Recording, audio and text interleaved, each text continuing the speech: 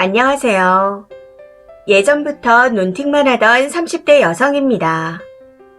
저희 집안일로 글을 작성하게 될 거라고 생각지도 못했었는데 이렇게 글을 쓰게 되었네요. 막내 오빠 부부일인데 5일째 전화 통화로 계속 시달리고 있어 미칠 것 같아 글을 써봅니다. 막내 오빠 부부의 행동으로 저희 부모님은 절연을 언급할 정도로 매우 분노하신 상황인지라 어떻게 대처해야 할지 모르겠습니다. 우선 저희 집은 5남매이고 막내 오빠는 자영업자입니다.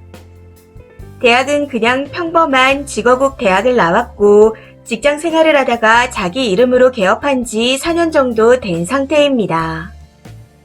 새언니는 서울 모 대학에서 음대를 나왔고 오빠가 다니던 회사 근처 동네에서 피아노 강사로 일하던 중 둘이 만나게 되어 교제를 하게 된 걸로 알고 있습니다. 저희 아버지는 젊은 시절부터 사업을 하셔서 돈이 많은 분이십니다. 아마 재산을 다 밝히면 대부분의 사람들이 요즘 말로 금수저라고 말씀하실 정도로 부유하세요. 현재 아버지가 경영하시는 사업체는 큰오빠와 둘째 오빠가 같이 근무하는 중이고 회사 지분 상속도 오빠들이 받을 것 같습니다. 언니와 저는 경영과 연관 없는 일에 종사하고 있고 막내 오빠는 평범하게 자영업 중이고요. 아버지께서 정말 고생하며 부를 이루셨기에 저희 남매들을 사치스럽게 키우지 않으셨습니다. 오히려 다른 집들에 비하면 일찌감치 경제적으로 독립할 수 있도록 어린 시절부터 아르바이트 등 스스로 소득을 얻게 유도하셨습니다. 저도 대학교 1학년 때부터 음식점 서빙, 식당 청소 등 여러 가지 알바를 하며 제가 소비할 용돈을 스스로 벌곤 했었고요.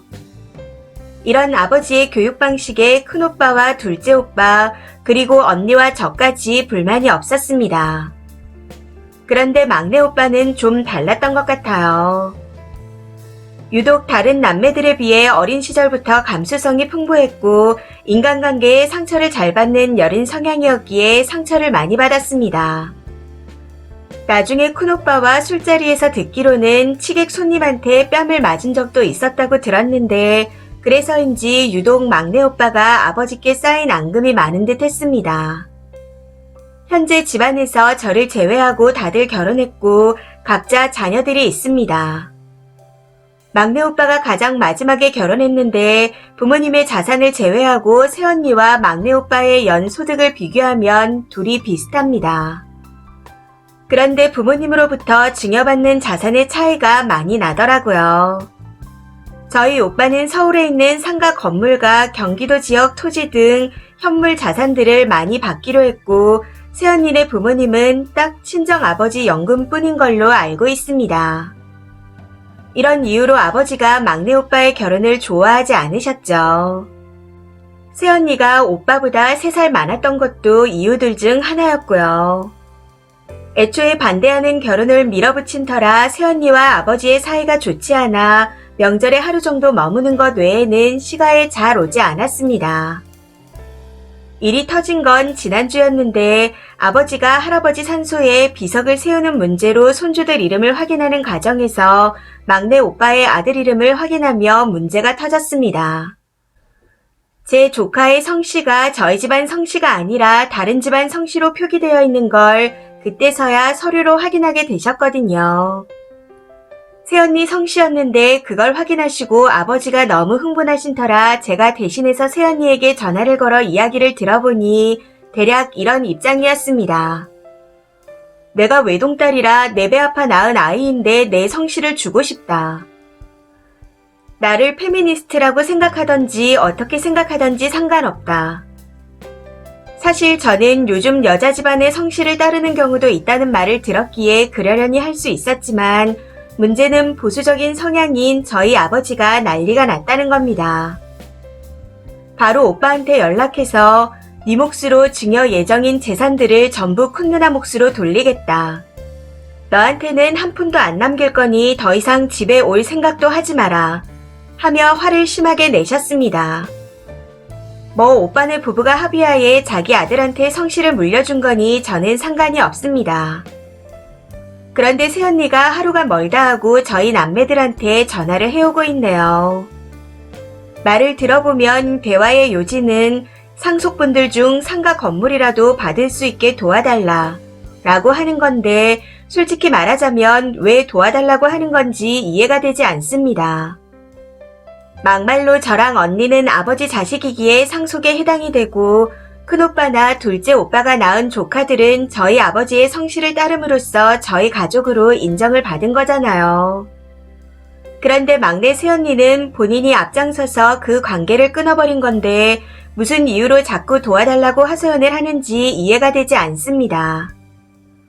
저희 아버지의 이야기를 요약해보면 외손주는 사위 성씨를 따르지만 내 딸이 배 아파 낳은 자식이기에 내 핏줄이 맞다. 만약 양가 어른들과 상의를 한다면 내 딸의 성씨를 외손주한테 줄 수 있다. 하지만 친손주는 다르다.